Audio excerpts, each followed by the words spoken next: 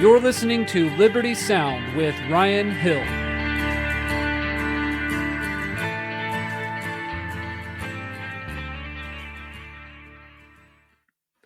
Well, good afternoon. Welcome to Liberty Sound, broadcasting live on Podbean and soon to be in recorded format on Podbean and other channels. Coming up today, I'm going to talk about an important bit on government surveillance and some things we've learned or confirmed about it. Also, some party switching that's already going on post midterm election, just like I was talking about recently, and an out there otherworldly alien report that apparently aliens are warning or have warned world leaders about the dangers of Brexit, at least according to what one, I think now former EU commissioner had to say. So you can catch this show live on Podbean and, like I said, in podcast format right after it's over, then Rumble and YouTube. Also, Spotify, Apple, and TuneIn Radio. And then I'm going to have an announcement later on in the show at basically the end of it about the lineup and how that is going to be changing in the days to come. But the show will go on. The show will continue. You can get notes for the show in the description on whichever channel you're watching. And then you can also follow me. If you like me, if you're listening to me, you must like me somehow. You can follow me on Truth, on Gab, and Twitter as @FoaRyan. And then I'm on Telegram. I have a channel called @FoaUniverse. So before we get into everything today, like in the last week, right after last week's live show program, I deleted about 10 gigs worth of video files off of my computer. And I mean, it was on purpose, but here's what happened. So I have an external hard drive set up. I hadn't used it in a long time, and I thought, man, I'm really running out of space. I want to do some of these videos, and I need some more space, man. I need some more space. So I plugged in the drive, formatted it. I didn't care about it was an old backup or something that was on it. Wasn't concerned about. And I was going to say, all right, great. I need to move the space off so that I can recover and do some updates on my computer. And then I did it, and everything looked great. And so I deleted the stuff off my computer, and I got about 10 gigs back. I had another 20 or 30 to go before I was going to be like really done with that session. And then I thought, well, let me just plug that hard drive back in and make sure it's all still there. And well, it, that was I have not seen the data since. Like the folders went away.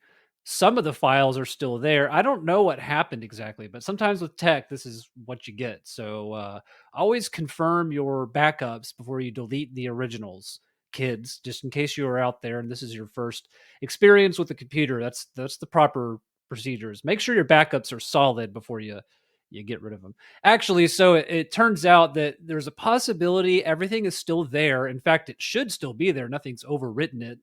It would just be hidden. But I may be able to I use a Mac for like my day-to-day computing. I may need to use a Windows computer to do a drive repair. And it has something to do with it's like the files are really there. You can't delete them that fast. It's not even a solid state drive. So anyways, hopefully I'll get that all back. And this is important though in terms of the show because I have video content that I'm starting to produce, and that is much more space intensive on the computer. In fact, yesterday I ran out of space making a video.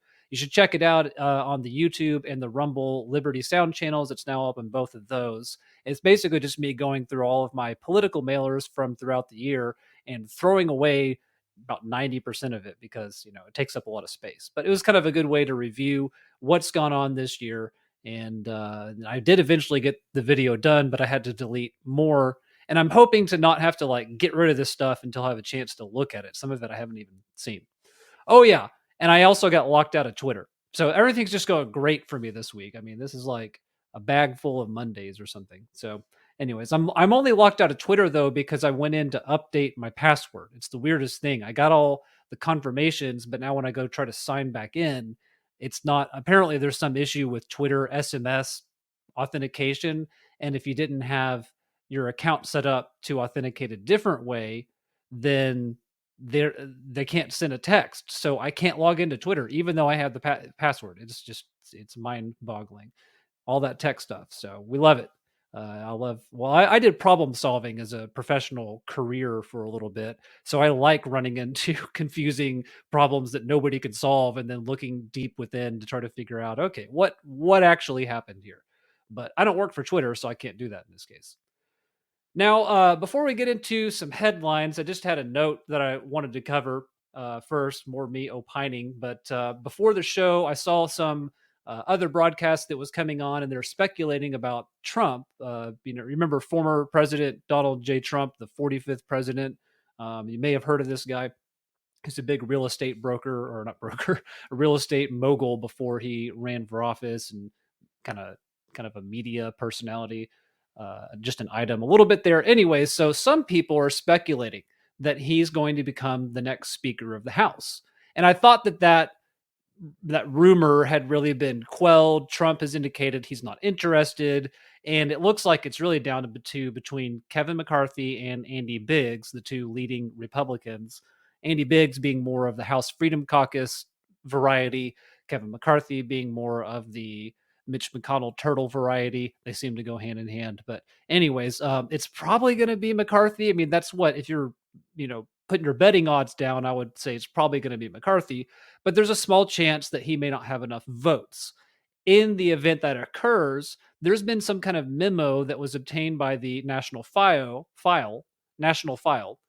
and it indicates that the House Freedom Caucus put it out. I think it's an official memo. And they're proposing that Trump could temporarily become the Speaker of the House.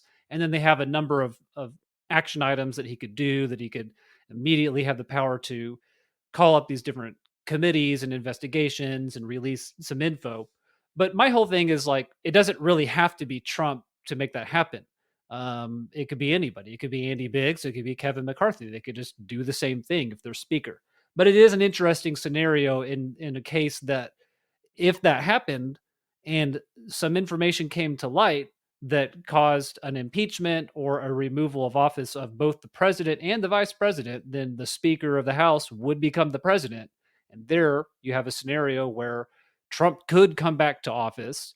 I mean, I'm not banking on this happening, but it has been in the intro of my show since the last 6 months or so. If you noticed, I took it out today because I'm shortening things. I'm kind of trying to shorten this format as we go into the holidays and all that. Anyways, I've got a little bit less time available. So, having said that about the time, let's jump into the headlines. Oh yeah, and there's also more info coming out on the Twitter files, as they are called, but I haven't had a chance to catch up on it. I just know that it's really only confirming things that we already seem to have known. I mean, it's pretty terrible if you think about it.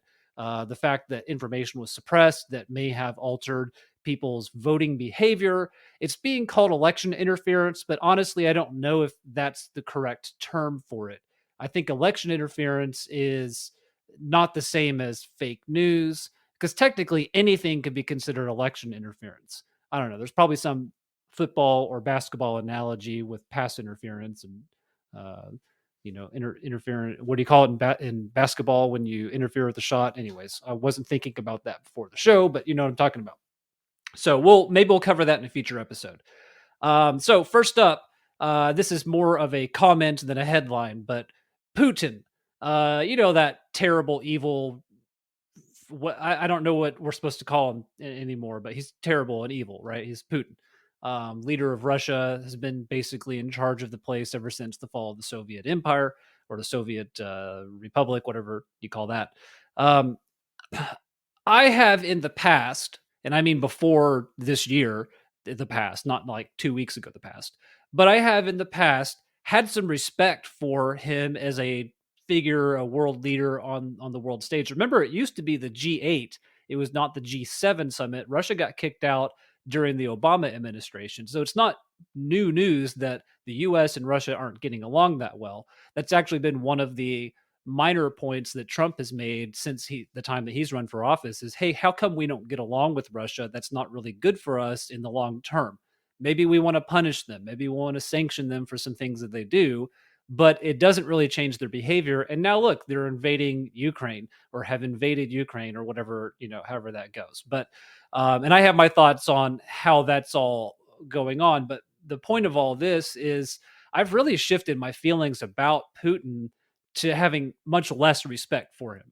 So in the past, I thought that he was a strong leader for Russia. I mean, the Russians do tend to seem, at least in the photos and pictures they get out, and what I've heard from people I've actually known a couple of Russians in my lifetime, and they don't hate him. They're not trying to overthrow him because he's a despot. Now, that's how the Western media portrays him.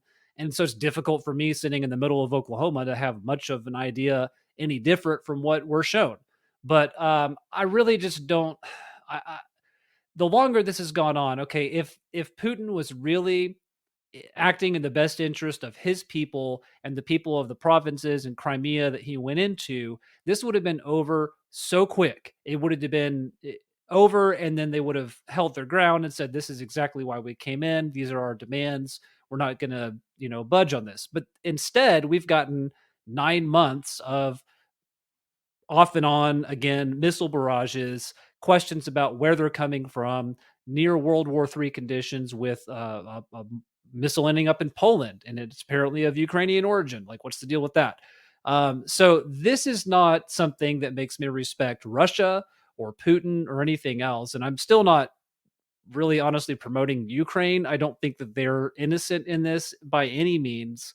But that's basically it. That's pretty much all I want to say. That, and also I don't know how much of it is Putin proper, as in the man Vladimir Putin, and how much of it is actually the entirety of the Russian government, the relics of the USSR that are still entrenched in power, and he may represent some of that. But Western critics and pundits tend to act like Putin's acting unilaterally, and I just don't think that's the case. I don't think that he has that much power. I think he is just like Obama didn't have as much power as some people may have in their minds assigned to him. They're really limited. I mean, he was the one that made it famous statement about having a pen and a phone, and there is a lot of power behind the bully pulpit and the executive orders that a president can put out. But again, those can be challenged by courts, they can be overruled by Congress, and so on and so on. So, how much is Putin? How much is Russia? I don't know. That's for everybody else but me to decide. Now we get into our first big story, and the one that I hinted at in the headlines and the intro of the show, and that is this is about the FBI. It's actually about government surveillance in general, and that is always been a big liberty topic for me. I've been a big Fourth and Fifth Amendment supporter since long before I did this show. So I was listening to Dan Bongino this week, as I often do when I need to get a caffeinated, amped up segment or two in there. And on his podcast and on his show this week, he was talking about, actually the podcast is from the 30th. He may have talked about it on the show this week though. But at some point, I grabbed this soundbite, and he's talking about a revelation that came out from a Wired story on a geofence that was obtained, and we'll talk about what that means in a second, by the FBI in response to the January 6th events, which they, of course, refer to as a riot. And we debate on the merits of that idea, but that's what they're doing. So listen to Dan, who has a lot of knowledge from the security side of things, from the government surveillance and security and investigation and legal proceedings. He knows about all of that. And here's something we're learning about how American citizens have been tracked who were there in DC on January the 6th. You got to read this Wired story. It just came out the other day. A peek inside the FBI's unprecedented January 6th geofence dragnet. Let me just sum it up for you, bottom line up front, so we don't bury the lead. If you were at that Stop the Steal rally and you had a phone that had an Android operating location devices on, you were probably sucked into a surveillance dragnet, whether you broke the law or not. From this Wired magazine piece, this Wired.com, this is this really shocking story. Yeah, it is shocking. It's titled "A Peek Inside the FBI's Unprecedented January 6th Geofence Dragnet." Now, you know what a dragnet is in the law enforcement sense. This is a geofence dragnet, meaning basically anybody who could be could have been recorded to have been within a geographic area, hence around the Capitol, is caught up in this dragnet. And basically they can be surveilled. They can be treated as though what traditionally you would need a warrant to get some of this information, because they were simply there. And it's a big revelation. Now, we've heard of this before, of course. We know it can be done. And there's a lot of things I cut out of the Bongino's segment because it's like 8 minutes long. and I want to talk today a little bit too. But he talks about the difference between pursuing a crime in search of a person who committed it versus searching people in pursuit of crimes, or searching people to find out if there was a crime committed. And that's what this geofence amounts to. So he talked to some more, people that have expertise in this to provide a little bit more detail. Let's go into that. I spoke to FBI agent Kyle Serafin yesterday about it on my radio show. And he told us there's this unit within the FBI. Have you heard of this? The CAST unit. It's a unit that what they do is they specialize in cell phone type surveillance and tracking. I'd never heard of this before. They talk about a geofence warrant from the Wired piece. They note that the FBI's biggest ever investigation, talking about January 6th, included the biggest ever haul of phones from geofence warrants. They note this. They found a filing that Google initially identified 5,723 devices as being in or near the Capitol during what they call here the riot. Only around 900 people have been so far charged with offenses relating to the siege. The filing suggests, listen to this. So again, if your phone was pinging at that Stop the Steal rally, regardless if you committed a crime or not, you were caught up in a geofence warrant. Again, it repeats the point at the end of it. If you were there, you were caught up in this. So Dan says he spoke to Kyle Serafin on his program or on his show, one of his shows. Dan has a lot of shows about a CAST unit, CAST, within the FBI, which specializes in cell phone surveillance and tracking. This is, again, the biggest ever FBI investigation. And so just through this dragnet, it looks like, and I don't have access to the full Wired piece. I think you have to be a paid subscriber to get that, but Dan has those resources. So thank you, Dan. And according to that, Google says 5,723 devices, over 57, close to 6,000 devices identified in or near the Capitol around the time of the riot. Some 900 of those have been served charges, or the owners of the people with the phones that were there. So they used the location data of the phones, which, remember, we can't use that for the mules in Pennsylvania. Is that where they did that movie out of? But in other states too, but I think they focused on Pennsylvania. But, you can't use geolocation to catch ballot traffickers or see if they committed the crime, but they can go into over 6,000 ordinary people who just showed up in DC for what was a rally that was scheduled, and I presume had permits and everything, because you have to do all that to have any kind of event in DC. So people who are law-abiding, legal citizens, not accused of a crime, are now caught up in this dragnet, and it's resulted in some 900 charges. So that's pretty serious. Here's another aspect, and it's kind of the tech aspect that I also bring to the table here, but this is brought up again on the Bongino show. Airplane mode won't save you. You want to turn your phone off so that you don't get tracked, and I turn my phone off like at night, usually, if I think about it and other things. But that's more not necessarily because of the tracking, but it's because of the wireless exposures, and I try to minimize my exposure to wireless signals. Long story, we'll talk about it some other time. But a lot of people do it in order to avoid being tracked. Well, listen to this. Second part of this Wired thing.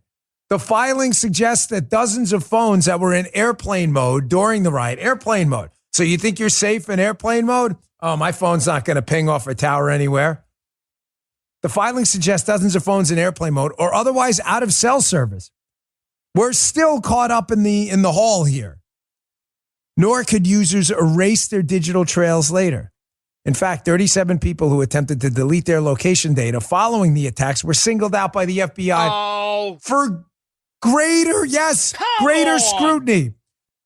Folks, this phone right here, this thing is a tracker, man. It's a beacon in your pocket. Airplane mode won't keep you safe. You need to understand, and you read this piece, they explain it. The GPS tracking, a lot of that satellite tracking is going to work whether you have that mode on or not. Just because they can do this doesn't mean they should. But they're doing it. And you need to respond appropriately. You have this thing on you, it's a tracking device. Make no mistake. And it will be used against you. Now, I have some questions again on the technical side of how exactly could that work? You've got your phone off, it's in airplane mode, so it shouldn't be picking up any cell phone towers or even looking for them. How could there still be location data? Well, he hinted at it in there, and I think maybe the Wired article might go into some more detail, maybe not, because I've looked this up before and it's difficult to find info on it that's at least reliable.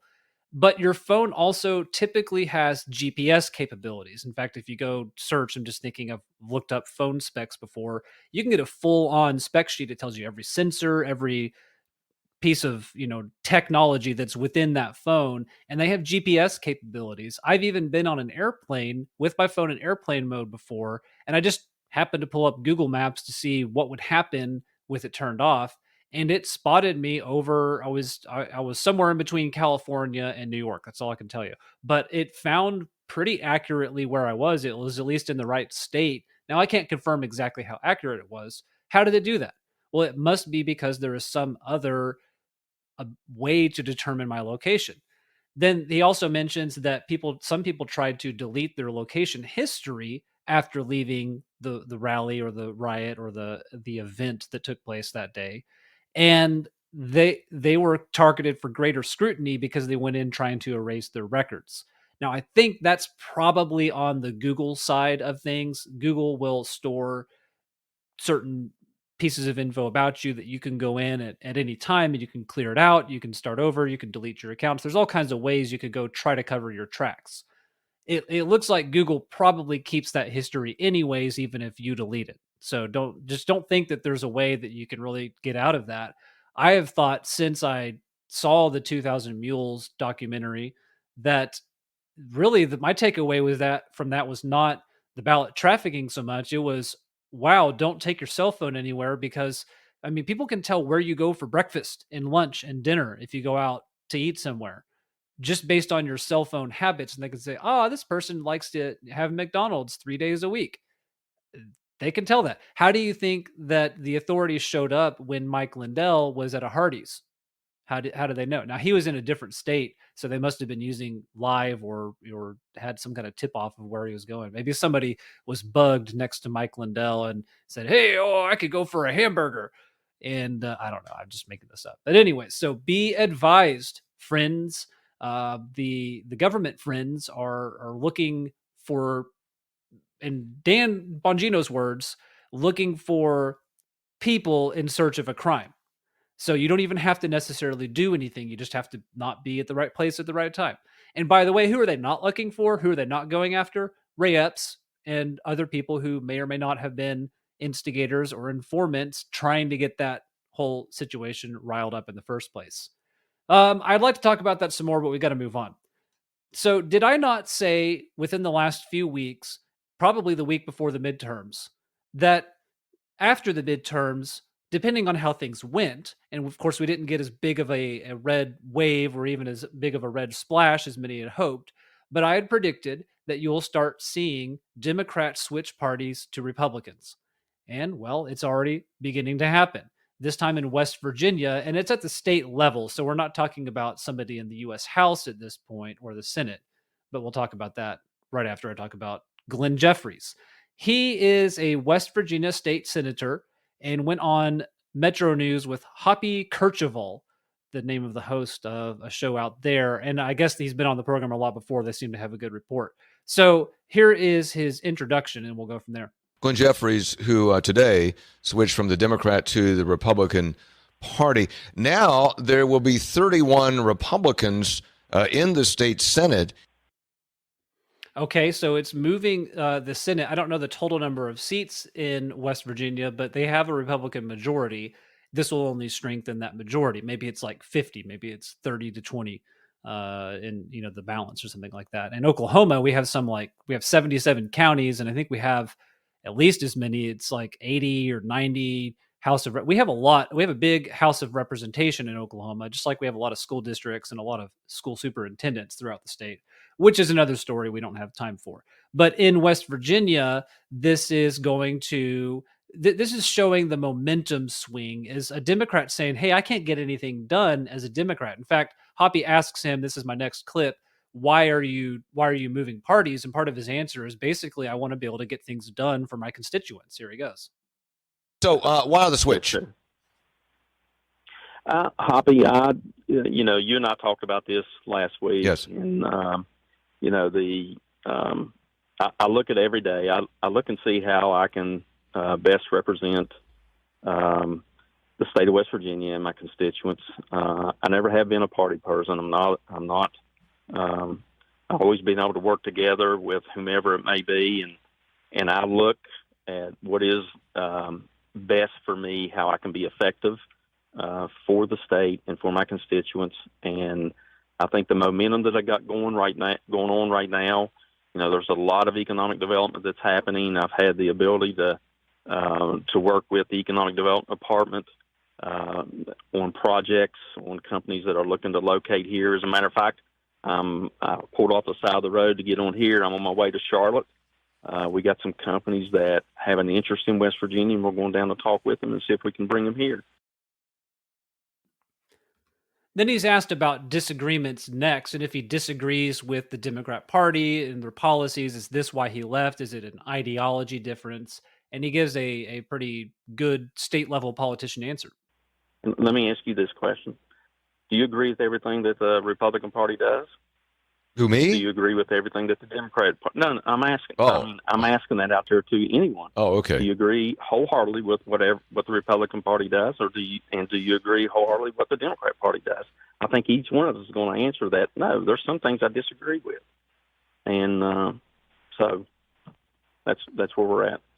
All right, Glenn Jeffries, now a Republican representative from Putnam County, switching parties today from Democrat to Republican. There you go. Predictions on this program just unfolding right before your ears and eyes. More on the eyes coming up in a second. And I'm not talking about the AYE. Anyways, bad joke. So that's West Virginia. Interestingly, after Trump became president in 2016 or 2017 when he took office, the governor of West Virginia switched parties from Democrat to Republican. Trump used to talk about, and still mentions it from time to time, how everybody was starting to come together, at least up until the beginnings of COVID, because there was so much prosperity returning to this country in various forms, and maybe not every form, but in a lot of forms, that there some of that was starting to begin then. Now, what could happen next? Depending on how, there's a race going on in Georgia today, and we won't know the results until after this recording and everything is over. It's still the mid-afternoon right now, and I think they're open till 8 Eastern. I think is how late the polls are open there. And if Herschel Walker ends up winning this special election, which he might, or he might not, if he wins, that brings the Senate balance to 50-50. Now imagine one more party switch with somebody like Joe Manchin could turn that table over to 51-49 in favor of the Republicans. You also have Tulsi Gabbard, who didn't she just leave the Democrat Party? She has not left their caucus, and that could still be what happens if Joe Manchin becomes an independent or a Republican. He may do that for the political points, but then also stay in the Democrat caucus because he thinks he'll have a better chance at getting things done there. That's really what it comes down to for a lot of these politicians, is where can I be most effective at whatever it is they're trying to do, whether that's good or whether that's bad. Next up, even the aliens warn of the dangers of Brexit. At least, well, okay, it turns out this story is actually from 2016, and I clicked on it. Sometimes these things get shared around as though they're new, but I wanted to inform you that this is not a new story. In fact, the current EU commissioner is a female, not a male. This is the old EU commissioner, president, or EU Commission President, Jean-Claude Juncker. I think that's how you say his last name. It's in English, it's Juncker. And then in French, I guess it's Jean-Claude.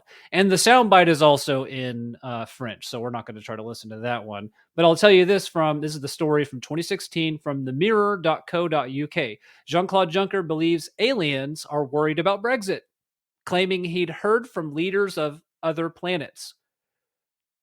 Literally, okay? So the article reads, conspiracy theorists have gone into meltdown after Jean-Claude Juncker said he heard from the leaders of other planets during a European Commission meeting. I presume they mean a meeting. The president of the Commission had been speaking in front of the EU bigwigs when he made the slip. then let's see if I can get an excerpt from there. Here's part of the translation. He says, I have seen, listened, and heard many leaders of other planets, and they are very worried because they wonder about the course the EU would follow. So we have to reassure both the Europeans and those who observe us from afar.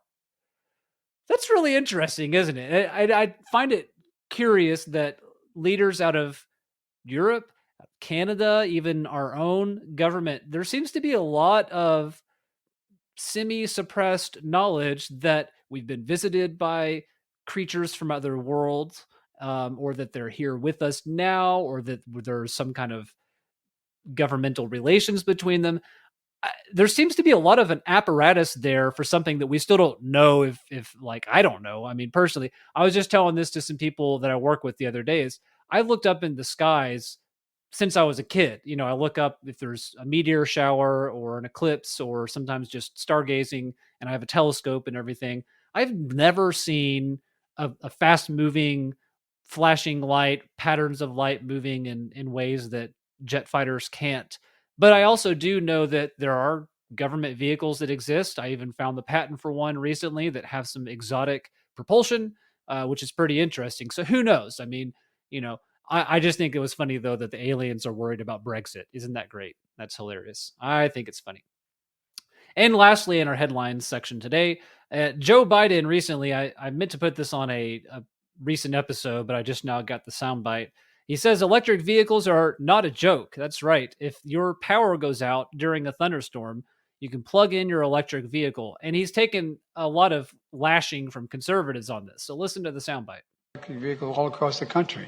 And by the way, in your home, you know, the batteries that we have now, and they're getting more and more sophisticated. You know, a lightning storm takes out all the electricity in the house. Guess what? You can plug your car into the house and make it light up.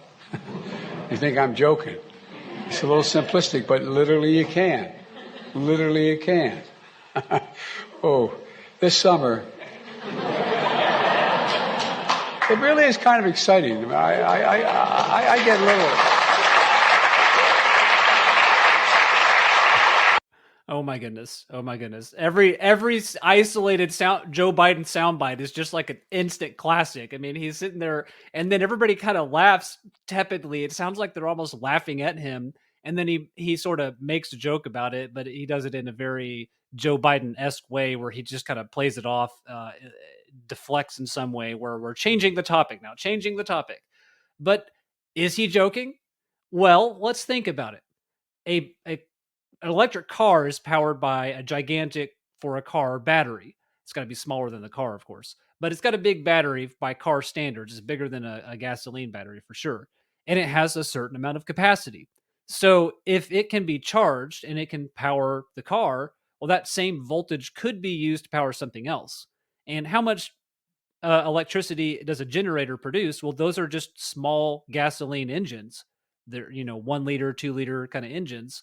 And that can power a house. So it's really not actually that unreasonable to say that an electric car could power a house during a thunderstorm.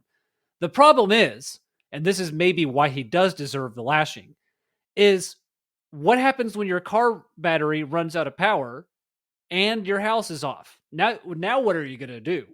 Okay, at least in the event of a gasoline generator, you can go put some more gas in it. And hopefully there's a gas station within walking distance that has electricity and can do that. But when you're out of electric juice and that's your backup, what are you going to do? I've got a battery backup for some of my electronics, but it's only good for maybe an hour or two at the max if you're using it.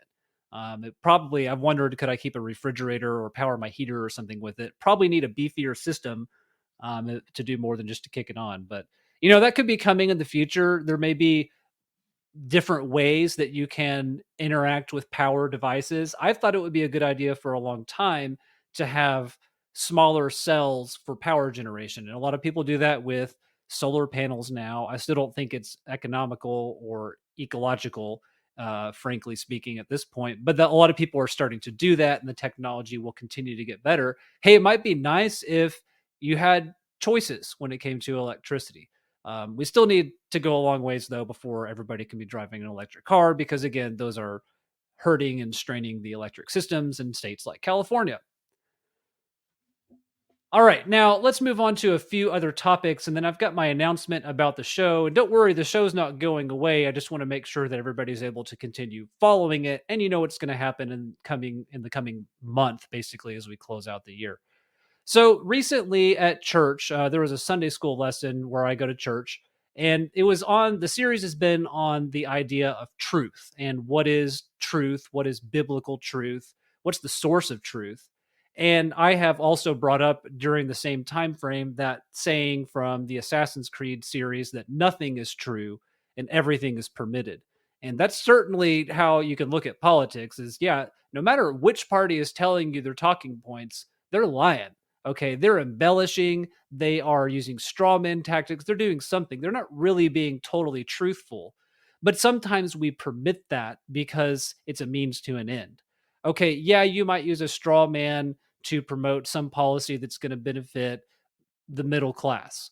But the goal is really not a nefarious one, so it's okay to exaggerate a little bit. Advertising does this, buy a Coke. All right, obey your thirst and drink Sprite. Well, is your thirst really telling you to drink a branded soda? No, it's not. But it's a good slogan and it helps sell sodas, right? So that's kind of what I'm talking about there. But ultimately, there is one source of truth, at least if you're asking me. Now, maybe it's not the same for you, but I think that Jesus is the truth. I mean, that's he's famous for having said he is the way, the truth, and the life. Outside of Jesus, Pilate even asked him, Pontius Pilate, the Roman magnate, I forget what his official position was, but he was the one that ordered Jesus' crucifixion. He looked him in the face and said, "What is truth?" And he was looking at, I believe, the source of truth when he said that, which is probably why it got written down. But outside of that, everything is kind of muddy. You've got shades of gray, right? And even the best of people will let you down from time to time, which is why you shouldn't look to people for all of your inspiration. You've got to be careful. On that note, politicians are kind of like broken clocks. And I had this idea that the trick with broken clocks is you have to rotate the clocks. And that way, the correct ones are correct at the correct times. Because a broken clock's always right twice a day. So as long as you keep swapping out the clocks at a regular interval, should be good to go. I don't know if that's the greatest analogy, but that's something I thought of. And this is kind of the argument for term limits. Term limits, in my opinion, is really not the way to go because if like in California, if the people want to keep electing Nancy Pelosi until she's no more, they can do that. Okay. That's their right to do it. But term limits would make it so that, like in my state, you can only run, I think it's 3 or 5 terms in state house. And then you can still run for office, but not that office. And it helps get turnover in your halls of legislation so that you don't have these entrenched powers. One of the drawbacks is that lobbyists and staffers end up getting more power and they're not elected. So that's an issue. But the other issue with me is you may have somebody that is a good representative of the people, and then you lose them as a result of that. That, and I just think again, constitutionally, and even going back to the Declaration of Independence, if the people want to elect someone to represent them, I believe that's their right. So we may someday see term limits if there's ever if there's a true red wave, that could be something that comes down the pike. But as of today, then probably not. Maybe there should be a measure, a turnover index. I might come up with some kind of way to say, in business and in production, in manufacturing, you use positive metrics. If we're at 98% and we can get to 100%, that motivates people. But if you try to say like, all right, we want to have a 0% injury rate and it's 42%, well, that's pretty demotivating. But if your injury free score is at 80%, you might say, hey, we can get that up to 90. It's just a psychological thing. So maybe there needs to be some kind of a measure for Congress and the Senate, and we'll see what's our turnover index at. And can we get that number up a little bit higher? And we can celebrate when it happens. Right. So that was a great thought. Now, speaking of great thoughts, I've been thinking a lot about the show, which I started in February of this year. I've started little pockets of a show kind of like this in the past, but have not really ever carried it out quite this long for various reasons, having time and experimenting with different formats. But it's really been an experiment all the way through. And I'm looking for a way that I can consistently be putting out more and more content, which I think has happened this year. It's been really good. But with Podbean being my home channel for this, I signed up for a membership that would give me unlimited storage and hosting. And I think it gives me, I don't know what the cutoff is for live broadcasts if you're on the free version of it, but basically you only get like 4 or 5 episodes and then they start deleting stuff. So you can't have a repository for the show. And I knew that. And so I registered for it's like $15 a month or so. But in order to support that, there has to be the volume of listenership and all that. Otherwise, it's just costing me money to do that. And that's kind of the state that I've been in. On the other hand, I put out a video before Thanksgiving on YouTube and on Rumble only. Didn't come on any of the audio channels because it's a visual production. And it did really well. I've got like 1,300 views just on that video the last time I looked at it. It's been ticking up just a little bit. Of course, Thanksgiving is over now. The timing is, it's not going to get a lot more views in the near future. But one video can reach 1,000 people. I just got a notification when I signed in today on Podbean Live that I've had 100 unique listeners. So I've had more than 100 listens, I've had close to 1,000, but not that many listeners. Whereas that one video had over 1,000 unique people access it, or unique IP, however they determine those metrics on there. So looking ahead, I am planning I've already been planning in January to turn the cameras on. I'd like to have this become a video format, and I can talk about different topics. It could be a mixture of live or pre-recorded. I could maybe talk about something live and then play a recording of something else I've already scripted out. Got a lot of options there. So I've been planning to do that, and that is the plan. In January at some point, we'll be doing a video weekly show and potentially other content. However, I'm going to remove my Podbean subscription. So probably going live, I may test it in December, we'll see, but going live in January will be on YouTube and Rumble streams or I'm not sure if I can do both at the same time, but we'll give that a go as well. Either way, it'll still be on both of those channels. And then I'm going to look at the other ones, which are Spotify and Apple and TuneIn. I don't know how to necessarily keep that syndicating out because Podbean does it automatically. There may be a way to do it, but if it's going to be a ton of work, I don't really know. I don't know. I have no idea how to find out who listens on those channels. I don't know where the stats are. So we'll figure it out. But I wanted to start making that announcement now. So if you don't see this show on Podbean, you'll know where it's gone. The show name is the same on YouTube and on Rumble. It's called Liberty Sound, 2 words. And I think I have a handle now, so I can get like a link to both of those channels. Maybe I should put that in the description. And then don't worry, I'll be announcing this again in the days ahead. I put out a video yesterday that is me breaking down politics. I may have mentioned that at the beginning. So check that out on YouTube and on Rumble. You can also watch that Thanksgiving video. And then let me know what you think in the comments on those or on here. I'm open to suggestions and feedback on what I come out with. I'd like to be able to make little videos that dive into topics that sometimes I don't have enough time on the hour-long format like this to really spend 20 minutes just on one issue. And when I do, I go back and listen. I'm like, oh man, I really needed to make that more succinct and then just move on. So that gives me a chance to edit it. So I hope that you will join me on all of those other channels. And it's not that I don't like Podbean, but it hasn't necessarily been the most, the Podbean to me seems like it's good if you already have a community that's pretty sizable. And when you want to go live, there's going to be 50, 100 people or so available to come and listen.